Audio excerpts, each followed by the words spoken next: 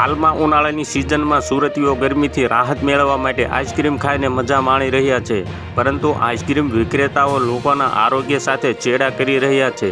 ત્યારે સુરત શહેરના જાણીતા આઈસ્ક્રીમ વિક્રેતાઓના ત્યાંથી મનપા ફૂડ વિભાગ દ્વારા તારીખ 30 એપ્રિલના રોજ વિવિધ આઈસ્ક્રીમના સેમ્પલો લેવામાં આવ્યા હતા, જેમાંથી 10 દુકાનોના આઈસ્ક્રીમના નમૂના ફેલ નીકળ્યા છે, જેમાં પ્રખ્યાત નામ વાડીલાલ આઈસ્ક્રીમના નમૂના પણ ફેલ થયા હોવાનું સામે આવ્યું છે।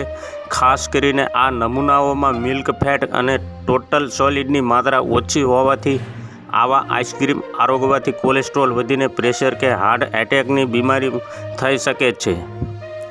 સુરત શહેર વિસ્તારમાં આઈસ્ક્રીમનું ઉત્પાદન, સંગ્રહ અને વેચાણ કરતી સંસ્થાઓમાંથી આ માસમાં ફૂડ વિભાગના ફૂડ સેફ્ટી ઓફિસરો દ્વારા સ્થળ તપાસ કરી આઈસ્ક્રીમના નમૂનાઓ લેવામાં આવ્યા હતા, જે પૈકી 10 દુકાનોના આઈસ્ક્રીમના નમૂના ફેલ નીકળ્યા છે।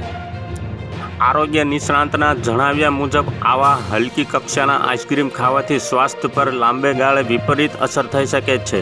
મિલ્ક ફેટ અને ટોટલ સોલિડની માત્રા ઓછી હોવાથી ટ્રાન્સ ફેટી એસિડ વધી જાય છે, જેથી બેડ કોલેસ્ટ્રોલ પણ વધે છે, જેનાથી પ્રેશરની બીમારી થાય છે તથા હૃદયની ધમની પર અસર થઈ હાર્ટ એટેક આવી શકે છે।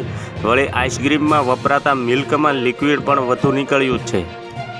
તો હાલ અત્યારે આટલું જ, મળીશું નવી અપડેટ ને નવા સમાચાર સાથે। ચેનલ સાથે જોડાયેલા રહો। વિડીયો પસંદ આવે તો એક લાઇક કરી દેજો, ચેનલને સબસ્ક્રાઈબ કરી બાજુમાં બેલ આઇકનને દબાવી દો, જેથી તમને આવા નવા સમાચારોની અપડેટ મળતી રહે।